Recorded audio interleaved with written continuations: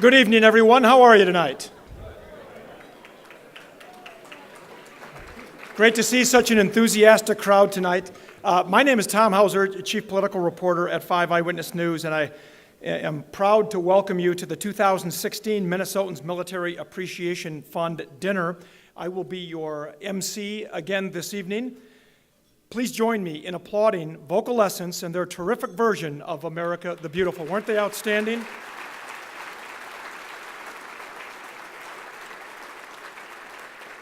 This critically acclaimed professional chorus is directed by Philip Burnell and was formed in 1991, and we're thrilled to have them performing for us once again this evening. One more round of applause for that wonderful job.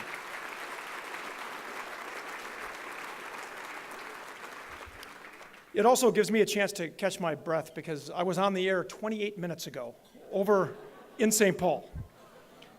So I come racing into the parking lot, and Joe Bennick is out there. I'll park your car. And I go, I'll park it. I was already in the driver's seat anyway, and I had a place I could park. So I go and park it, and I run back, and then I run into Roger, and he says, don't worry, we're starting with a song. And I thought he meant I was going to sing. And the only song I know is Slow Ride by Foghat. And I thought, you don't want to be subjected to that, trust me. Now, over the past several years, I've had the privilege of emceeing this wonderful event, and it's great to be back and help MMAF support Minnesota veterans and their families. And tonight we're going to hear from a group of fantastic speakers that I'll tell you a little bit more about in a moment. But of course, as with many of you, there were a lot of members of the military in my family, including one, and possibly two, depending upon how you count it, who paid the ultimate sacrifice. My uncle Rod McGinnis, who used to fly for the Navy, went out on a reconnaissance mission over the South China Sea early in the Vietnam War, and his plane never came back. Found little pieces of wreckage. His body was never recovered. My mom used to tell the story about seeing the military chaplain coming up the front steps to our house just off France Avenue in Edina, and like you see so many times in the movies, she knew instantly when she looked out the window that something had happened. And it was her little brother who lost his life at the age of 23. I also had an uncle, Len Guerin, who flew a number of combat missions over Vietnam and Laos, and ultimately ended up dying of Agent Orange poisoning several years after his service ended. And then my dad served in the Air Force as a captain in the medical corps. And so there's been a lot of people in my family who have served, and it was a different generation, but we're, of course, here to celebrate people who have served in any generation, but particularly people who are serving in this generation, those of you who have family members who are serving right now. And like the members of my family who have felt the call to serve, countless others, again, many of you here tonight, have shouldered the burden of protecting the nation and working to extend the freedoms we enjoy to others. And we're here tonight to honor those brave service people and their families. They all deserve profound recognition, the utmost respect, and a sincere thank you. Many of them are still serving and may be deployed again in the near term. It takes a community effort to fully support military members, veterans, and their families, and by joining together, we can accomplish great things and have accomplished great things ever since the creation of MMAF. And again, that's what we're all a part of tonight. Together, we can say thanks and keep this statewide effort both strong and vital. We can let our military members and veterans know we are deeply grateful for their sacrifices. Our special guests tonight include MMAF board member and Vietnam veteran Barry Winslow, Afghanistan veteran and Purple Heart recipient Nathan Landaas, and foreign policy expert Dr. Stephen Biddle. We look forward to hearing their insights and experiences here in a little bit. I'm sure they will inspire all of us tonight and also remind us why we are thankful. So I would ask you now to please stand as members of the 471st Marine Wing Support Squadron Color Guard present our colors, and then please continue to stand for the performance of the national anthem by VocalEssence.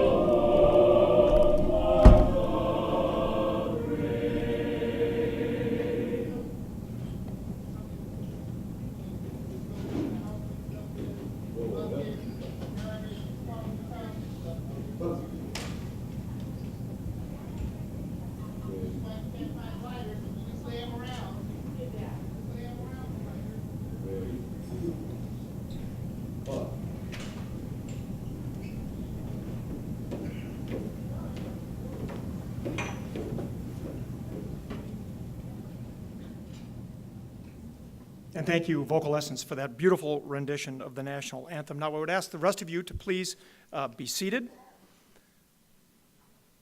And by the way, let's have a round of applause for our Marines up here with the color guard.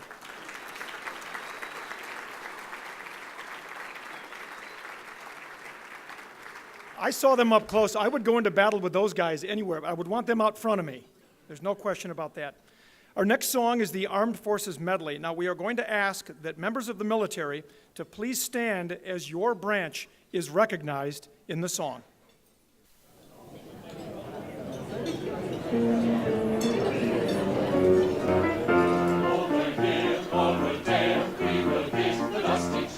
As the caissons go rolling along,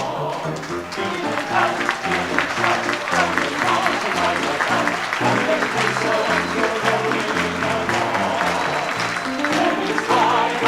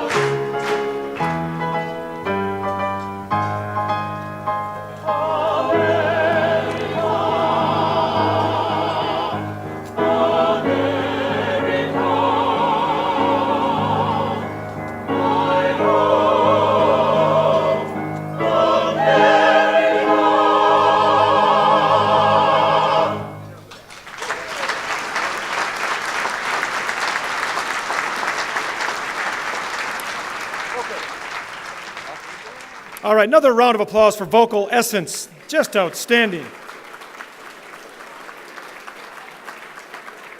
I'm such a nerd, I don't know how many, you get goosebumps when you hear that song. I mean, the first couple of notes, I was immediately, it's such a rousing song, and they do such a great job with that. I told you Slow Ride by Foghat would have been inappropriate on a night like tonight, so I'm glad that they were here. Well, for our invocation tonight, I want you to please join me in welcoming Army Chaplain Major Buddy Wynn, a veteran of Iraq and Afghanistan operations. Chaplain?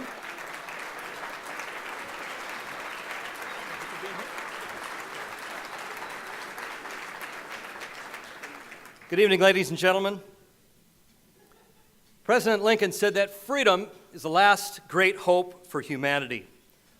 And I also believe that what makes freedom possible, the sacrificial service of our men and women in uniform and the support of their families, adds to that hope. With that in mind, let us pray. Dear God, we are here to express our gratitude for all your blessings. You have given us so much, not only providing what we need to live, but in giving us yourself. We are richly and abundantly blessed, and it is right to acknowledge that you are the source of all good things. Thank you for the generosity represented here tonight that acknowledges selfless service. May the support of this great organization not in any way be self-serving, but rather focused outward on the needs of those who give so very much on behalf of those who cannot or will not. Will you watch over our soldiers, sailors, airmen, Marines, Coast Guardsmen, and civilians who are deployed in harm's way? And will you comfort their families until their soon and safe return? And I pray tonight that you bestow upon our nation's leaders a divine wisdom that makes sense out of the senselessness in our world, a wisdom that rises above shallow and petty bickering between opposing views, and a wisdom that brings order out of chaos. Pray tonight, in closing, that our meal be blessed, that our conversation be uplifting, and that our going from this place will be to continue to do good works in your service. And I ask all this by faith in your holy name. Amen. And thank you again, Chaplain Wynn. Now, before you begin your meal tonight, I'd like to tell you about the brown packages that you should see on each of your tables. These are MREs, meals ready to eat. For any of you with small kids, you know these are like Lunchables for the military. Now, this is what our deployed military personnel are having for their dinner. Not tonight, but where they're serving. The MRE is a small symbol of the larger sacrifices our military makes for us. I hope you'll pass it around, sample the food, and think about our troops eating an MRE dinner in a faraway land. And as we think about those far away, we remember those who did not make it home. Our fallen cannot be forgotten, and there's also the POWs and the MIAs. Please direct your attention to the empty table just to my right, stage left, that represents the missing soldier. Each item on this table is significant. The single red rose reminds us of the families who keep safe, waiting for their return. The candle that is lit represents their unconquerable spirit, and the slice of lemon on the plate represents their bitter fate. And the inverted glass represents that they're not here to toast with us tonight. And now, as I introduce our first speaker, please feel free to enjoy your salad. As I introduce Roger Sitt, who is MMAF Chairman and CEO of Sitt Investment Associates. Roger continues his father's vision for MMAF. Prior to his 2 decades in finance at private institutions, Roger was a captain in the U.S. Air Force, serving 6 years active duty with financial management responsibilities at Headquarters Space Division. Roger graduated with military distinction from the U.S. Air Force Academy in 1984, and 12 years before that, he was my Little League baseball teammate on Century Motor Freight in the Edina Little League Association. With that major item on his resume, please join me in welcoming Roger Sitt. Roger? Thank you, Tom. Thank you, everyone. I'm so glad to see everyone here this evening. Tonight, we honor our military members for their service and sacrifices. We honor their families for their unending support and encouragement. And we thank all of them for their importance to our nation. MMAF and I, personally, want to extend our gratitude to everyone who has donated in the past, as well as those who are donating tonight. Thanks for your generous contributions. MMAF has been able to provide nearly 16,500 cash grants, totaling more than $10.1 million over the last 10 years.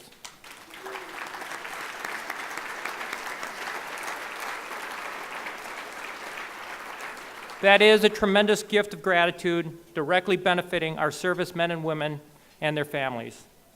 $500 grants have been awarded to 15,775 Minnesota service members who have served honorably in a combat zone without injury. $2,000 grants have been awarded to 464 Purple Heart recipients, and 157 of those Purple Heart recipients have received a second grant of up to $8,000 based on the severity of their injuries.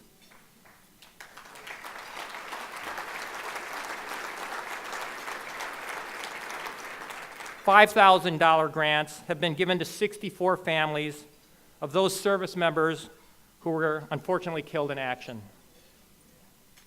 There are no conditions on how the grant is to be spent.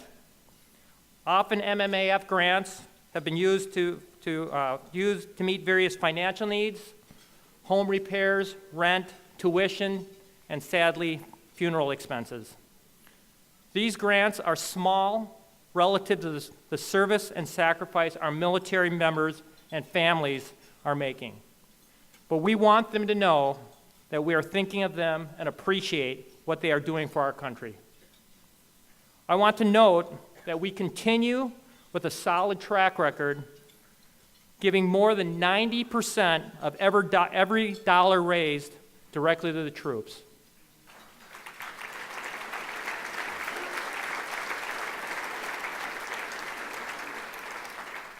When our organization was founded more than a decade ago, it was a time of urgent conflict and immense personal sacrifice.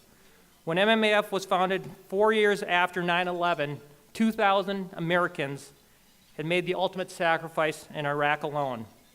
Front page news of Iraq and Afghanistan was common. Leading stories on the evening news covered deployments and redeployments. What's happened since? A lot, though with varying amount of media attention. Troops deployed, often many times. Drawdowns took place. Troop numbers in Iraq and Afghanistan fell as operational status changed. Yet, what do we read in today's news? Terrorism and violence in Paris and Brussels. A headline from the Wall Street Journal on April 12th. Taliban announced spring offensive in Afghanistan. In USA Today on April 18th, U.S. will send 217 more troops to Iraq to help fight ISIL. In the New York Times last week, April 25th, U.S. to increase military presence in Syria. And think back to December of 2015. A fellow Minnesotan, Air Force Major Adriana Vordenbergen, was one of 6 U.S. service people killed in Afghanistan by a suicide bomb. She was born right here in Plymouth, Minnesota, and graduated from the Air Force Academy in 2002. So perhaps there was a time, a year or two ago, that general public thought combat operations were winding down and the U.S. service people were coming home. But I think that was an optimistic, overblown feeling. Right now, there is nearly 10,000 Americans deployed in Afghanistan and more than 3,500 in Iraq. U.S. military personnel are stationed in over 150 countries worldwide. And this does not include the Navy and Marine Corps who are at sea. Since 9/11, 2001, more than 80,000 Minnesotans have served on active duty. That includes National Guard, reserves, and regular active duty. In the Minnesota National Guard alone, in the Army and Air Force, we know that more than 26,000 Minnesotans have been deployed since 9/11 in 33 countries. Minnesota, many may not know this, is the 5th largest contributor among the states and deployments of its Guard members, disproportionately contributing to the ongoing military operations abroad. Many, if not most, of the Guard members are deployed multiple times. The Minnesota National Guard currently has 193 personnel deployed. Later this year, 404 National Guard soldiers are scheduled to deploy, and in the beginning of 2017, another 128 are due to be deployed. Therefore, our mission continues unabated. We support Minnesota military members and their families. We owe a great debt to those who carry the burden for the rest of us in this country, and we must connect, uphold, and honor these selfless men and women. Before I get off the stage, I just want to say a word for General Jack Vesey. Many of you know him. He's been instrumental in helping us start MMAF. General Vesey, for those of you who don't know him, he joined the service when he was 16 years old. He held every rank in the Army and retired as the chairman of the Joint Chiefs of Staff under the Reagan administration. He's unable to be with us this evening, but he wanted me to extend a thank you to all our service members and their families for their commitment and sacrifice, and wanted me to thank personally all the supporters to MMAF. So thank you for coming tonight and your continued support. Please enjoy the evening.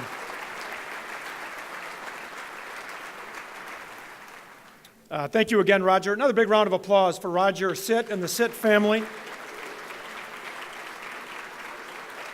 I am proud to have known Roger for so long, and also I was very grateful that I got to know his dad a little bit and had him on my At Issue program once, very early on when MMAF was being formed, and I'm certain that he is looking down and very proud of what his family is doing to carry on this wonderful tradition and the way that we are honoring the Minnesota military men and women.